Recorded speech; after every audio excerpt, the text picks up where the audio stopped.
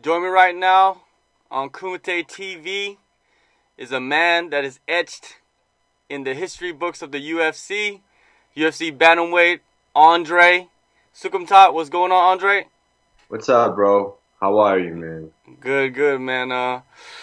Man, the first thing I want to get into, since I don't have many, Asian fighters on the show, is Asian representation, in the United States.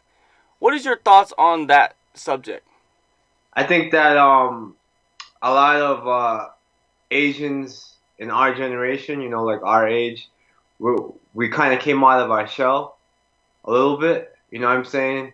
And cause when it was like my parents, that my dad that first came in, it was like a lot of people would make fun of the Asian people. Like they'll do the funny slanted eye things.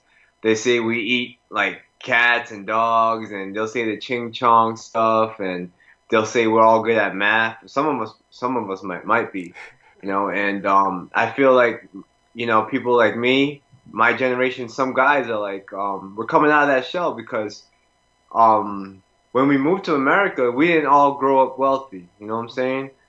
Especially where I was at, and my friends that I had growing up, we neither of us grew up wealthy. Like our parents were hard workers, and we kind of struggled for a long time.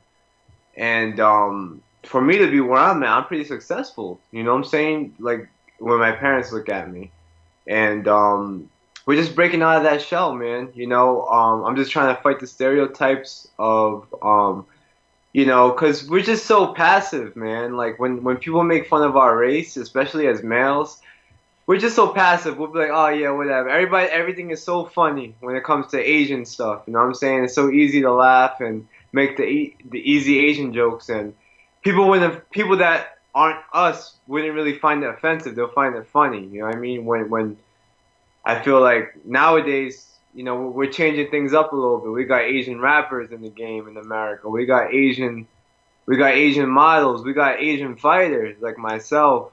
So we're definitely making people respect our culture, shall I say? I think that a lot of people have a misconception that Asians are wealthy. Like most of Asian people are wealthy and they have money. Yeah. I think that's a big misconception, and I guess growing up wealthy is kind of a weakness in a way. With on top of the other stuff, like the stereotypes and things like that. But yeah, like someone like you Yeah, who man. earned everything you got, I guess you gotta go push that message to everybody. Like, hey, not every Asian is this way. We will, No, like we're, you, we're not you all punch people, wealthy. you punch people for a living in the face, so We're not you all can smack doctors. somebody up. It's crazy, but yeah, I mean, some families they try to raise their kids like that, to become doctors, lawyers, even when they came from nothing. But like I said, we're breaking out of our shell, and I think the world is seeing that, any race, you can do anything you want. We just had our first black president. You know what I'm saying? We almost had a female president in America. So it's just like the sky's the limit, really, for the Asian culture. And one thing for sure is people really getting to know our food. You know, like before they would just like talk shit about it, make fun of it, but now you're seeing a lot of fusion Asian.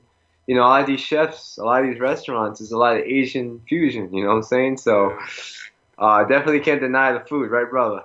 yeah, for sure, man. I mess with all the food. I don't Yeah, discriminate on anything. So, yeah. when you see people, like doing the chopsticks better than Asian folks, Oh man, man, something's going on. come up.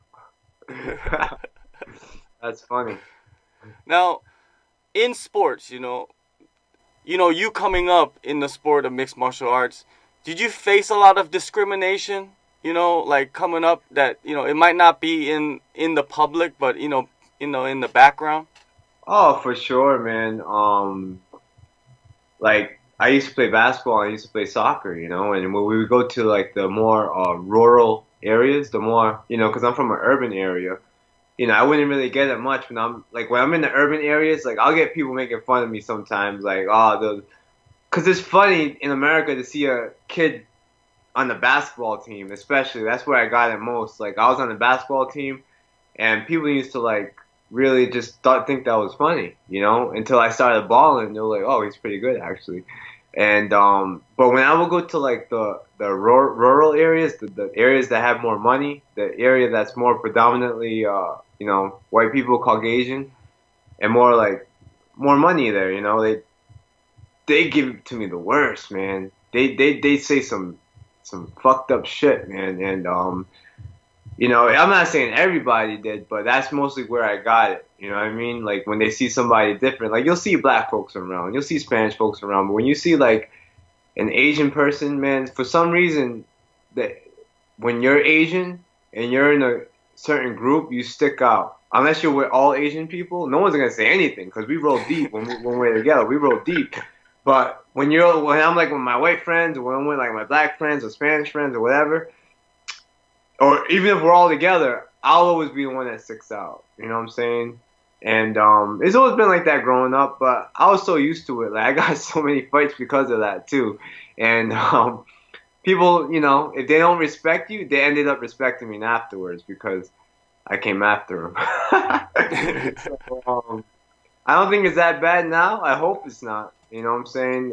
It's pretty more laid back now, but like I said, it's always gonna change. Hopefully, changes for the better. Yeah, I think it's changing slowly. You know, you do have a lot of people out there representing Asians. You know, Cool. especially in hip hop, which is the most right Yeah, now. Asian hip hop is bigger than anything, I believe. it's dope. Yeah, Especially worldwide. You know, you got like worldwide. Asian, like Korean rappers. You got Yeah, you man. got Laotian rappers. You got Vietnamese rappers. But then you got Cambodian rappers like Stupid Young. You know, I like Yes. Stupid Young. No. that that's right, man. And China it, Mac. we coming up, man. That's all I gotta say, you know. And the cool thing is, well, we all gotta stick together, you know. Like, cause I'm from the States, and before, you know, a lot of Asians used to beef with each other for no reason, you know what I'm saying? And like, I'm seeing that we're more coming together now. So you know, I always try to keep the peace, especially for my community. When I fought, I brought my community together, you know. I brought the whole state of Rhode Island together because there was a lot of beef between these different cities, these different gangs. But at the end of the day, everybody was rooting for one fighter, and that was me, the Asian fighter. So, you know, I saw it was crazy. One time I was on top of the cage after I won one of the fights, and I saw like maybe 3, 4 years ago, this guy and this guy were shooting at each other, but then like they're like right next to each other, clapping hands, high fiving each other because I just want to fight, you know. So it's pretty cool to see, man. It's pretty cool to see. Well, you know, you're definitely doing your part. Now you are at the highest level. You're in the UFC. When you see a fellow Asian in the UFC, do you give like a double take? It's, oh, who is that guy? Do you give that? Yeah, Do you yeah, do I do, that? man. I no matter what kind of Asia you're from, man, I try to show love. I try to root for the Asian guys. You know, unless they're fighting my teammates or something, that's different. But you know, it puts a smile on my face to see people that you know look similar to me that have the same culture as me uh perform on the big stage like that. You know what I mean? Um, and like I said, it's an easy target, man. And people are so passive about it. Like if you watch one of the fights when Mike Perry fought, I think the Korean guy, I forgot his name, Yeah, yeah, yeah. I know and what you're talking about. Nicholson or whatever his name is, he was like, Yeah, his corner. he can't even open his eyes. You know what I'm saying? Like, come on, man, you can't say shit like that. And like people just hit that. Like if it was something about another race or something, you'd hear it all over the internet. Let's face it. But when it comes to Asian people, it's so easy to like pass it.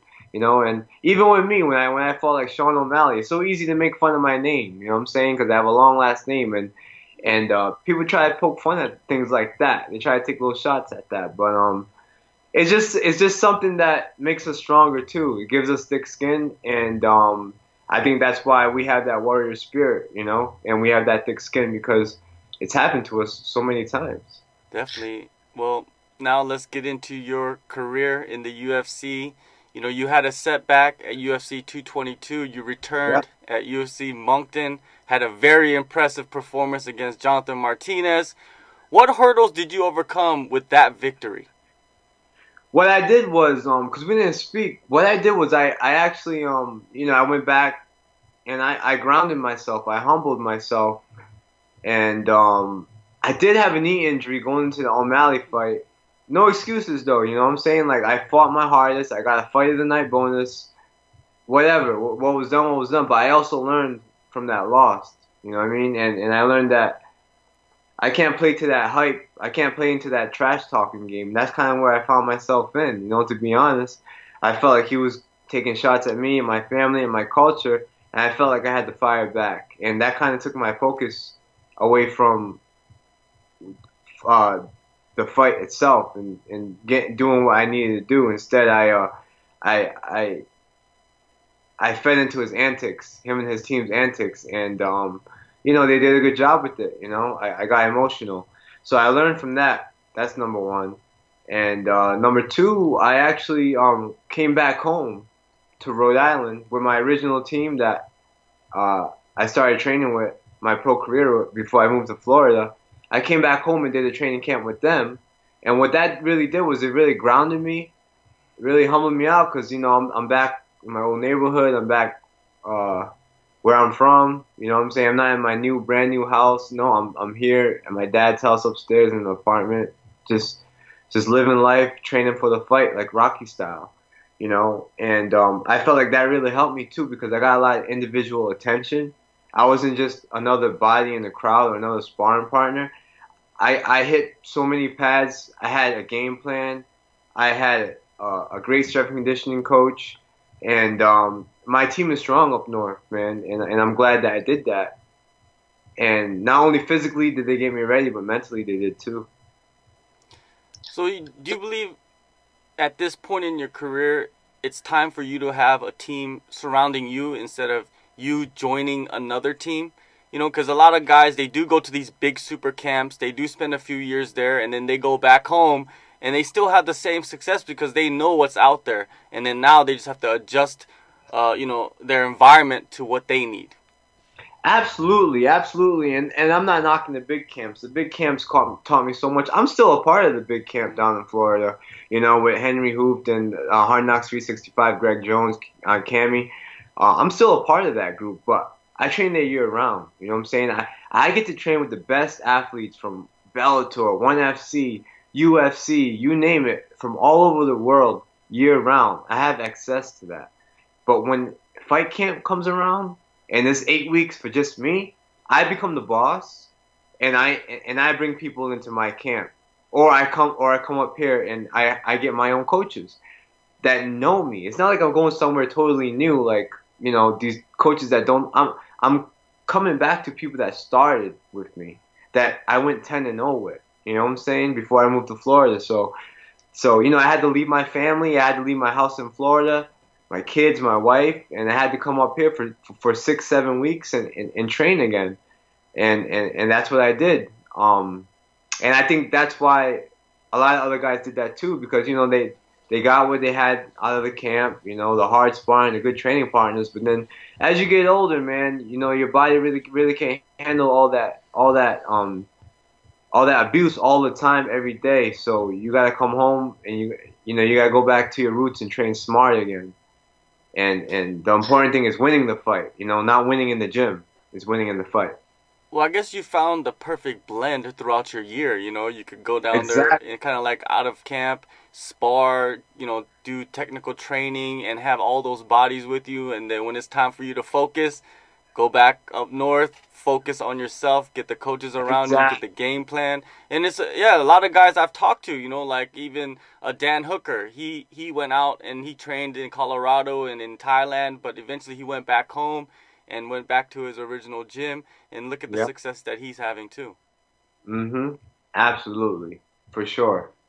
And yeah, that's how I feel about it, and I'm happy with my decision because I'm in control. I'm the boss. You know what I'm saying? That's how it should be. I'm the one paying everybody, anyways. You know what I mean? Well, I know you have a home and your family is in Florida. So when you leave for camp, you're away for a bunch of weeks. Does that add a little bit more fuel to you, you know, when you're in camp to press forward and to push harder? Man, people that do this, I never really understood it. I always told myself I would never be able to do this. But man, kudos to my team at home. And I'm not talking about the people in the gym. I'm talking about the people at home. That's my kids. That's my wife. That's my mother-in-law that I hired to. I flew her down there to help out my wife. You know what I mean? Kudos to them because yes, I miss them and I wish I could be with them. But they're the ones suffering. They're the ones, my kids, they're missing out. They're missing their dad. My wife, she has to work double now because we're such a good team together. So when we're together, we have our job, we work together, we have our routines.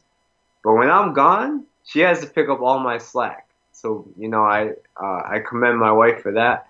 But we all know that why I'm here. You know what I'm saying? I wouldn't have did this if I didn't think that I could be great in the sport. If I thought that, oh, I'm just in the UFC, but whatever happens happens. Boom, I would have just stayed in Florida. But I had coming up here, it brought the fire out of me. You know what I'm saying? Not just me missing my kids, but the surroundings that I grew up here. Like, yo, this is where I came from. Look where I am now.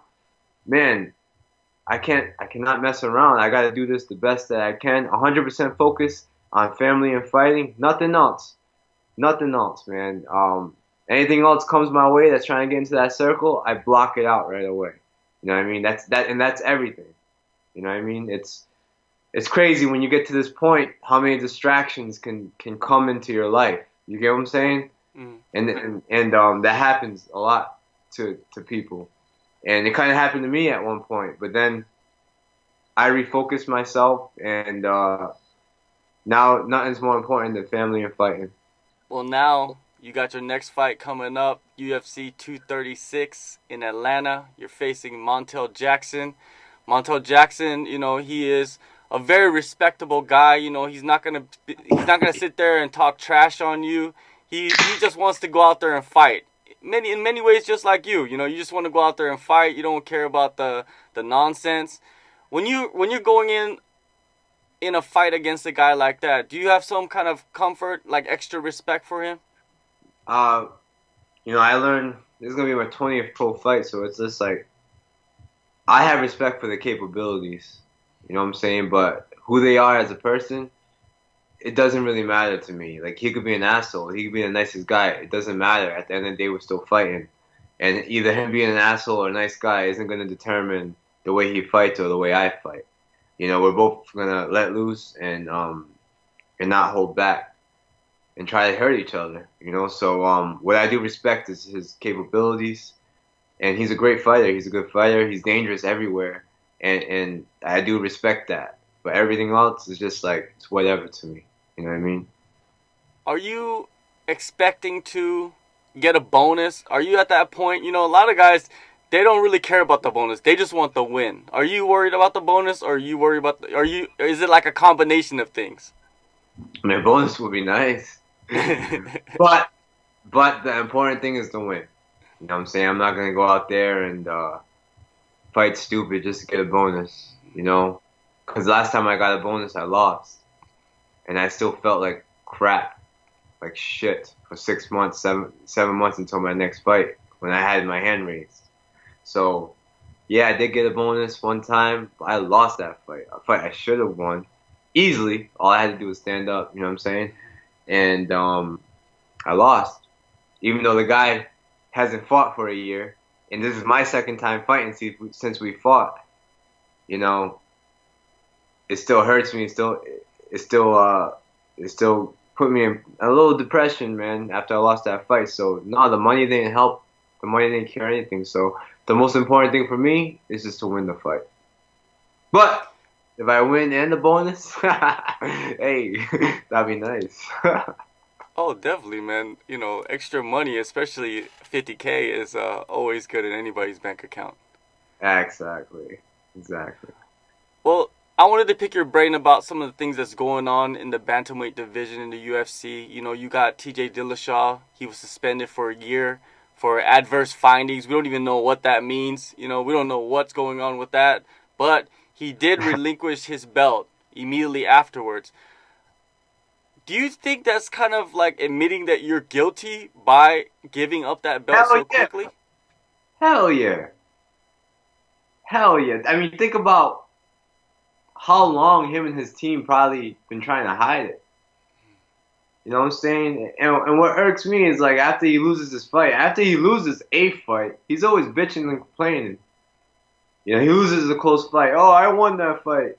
He gets knocked out. Oh, I wasn't out. You know what I'm saying? But at the end of the day, you're on shit. You know what I'm saying? Like, that's not cool, bro. And don't tell me that you don't know what you're taking. Like I have had other interviews and people would ask me the same question. I'm gonna give you the same exact answer. Don't tell me that you don't know what you're taking. You are the champion of the UFC. You're making like $500,000 a fight.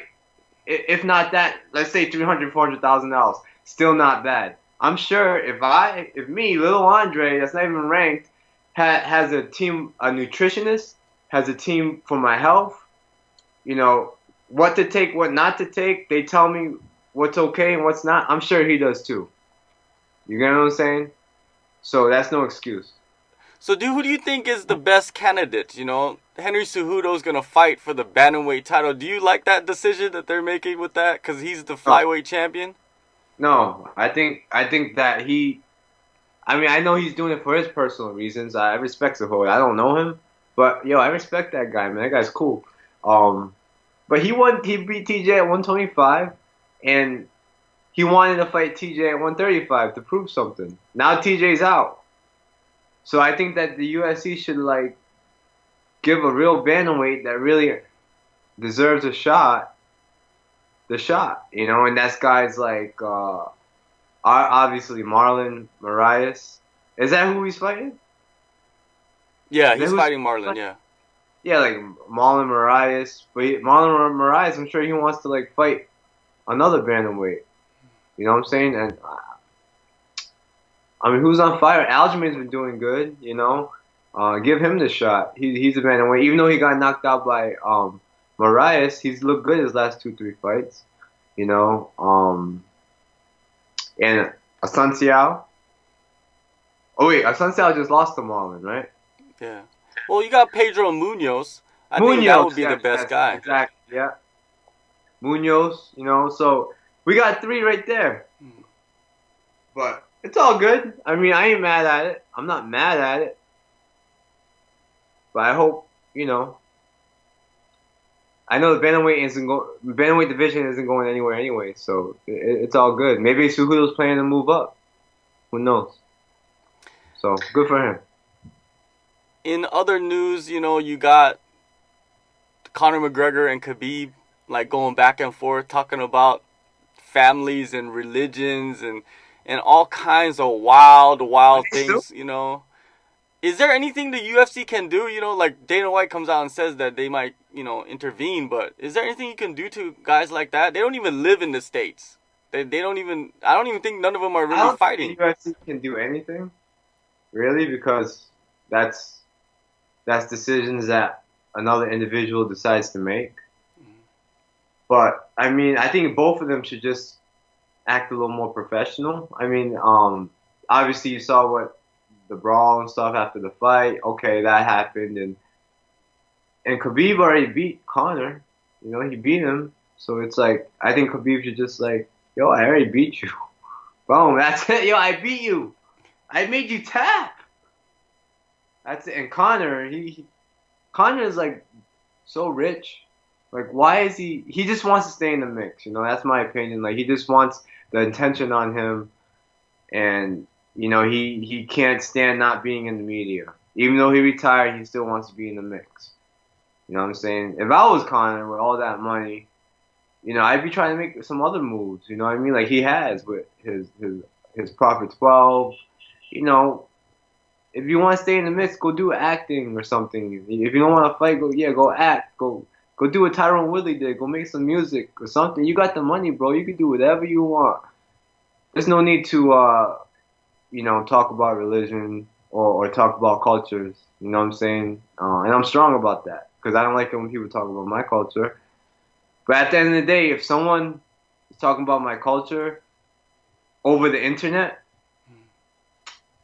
it doesn't really bother me anyways. You know what I'm saying? Would they say it to my face? If they say it to my face, it's okay. But all this arguing back and forth on the internet, I think it's ridiculous, man. Yeah, it's pretty childish, what they're doing. But the problem is they have such a big voice that all these people are just eating it up and just they egging it on, love. basically. Yeah, man. Yeah, I know firsthand how that feels for sure. You know what I'm saying? I could win the belt. You know what I'm saying? And people will still come at me with that stupid stuff that Sean O'Malley did. You know what I mean? Like calling me soccer mom, dumbest fighter in UFC. But you know what? At the end of the day, yo, you're making fun of me for being a real man that's taking care of his kids, that's providing for his kids every day. A real man recognizes that I'm a real man. You know what I'm saying? So all these guys that are behind the computer talking, calling me names and stuff, what are they, man? What are they doing with their life? They probably don't even have kids. Because if they had kids, they wouldn't be saying that stuff, you know? So they're just stupid. Stupid little kids. Stupid guys, you know? Doesn't bother me. Well, before I let you go, I wanted to ask you about your playlist. You know what I mean? Like, I'm always interested in, like, what fighters are listening to during fight camp. And actually, you introduced me, I think, off your Instagram. Oh, I forgot the artist. He's a singer. Singer, rapper. He's Asian. Oh, Heartbreaker. Yeah. He's dope. Right? You introduced me to Heartbreaker, right? No. So I want to know, you got anybody else you could recommend to your fans? Man, my Asian peeps. I gotta give a shout out to I listen to a lot of Stupid Young. I listen to Heartbreaker. I listen to this new kid on the come up. His name is Ching. He's a Laos kid. Yeah, his name is Ching. And he just made a song with Stupid Young. That thing is fire. You gotta check it out, bro. Alright. But I try to like T Campbell, all these guys that are really well known on the internet. I give them props, man. I've met them, I hung out with them. They're really cool guys.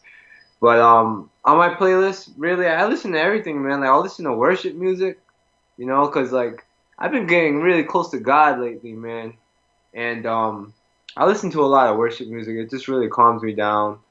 It gets me right mentally, especially right now. Sometimes I'm emotional, miss my kids.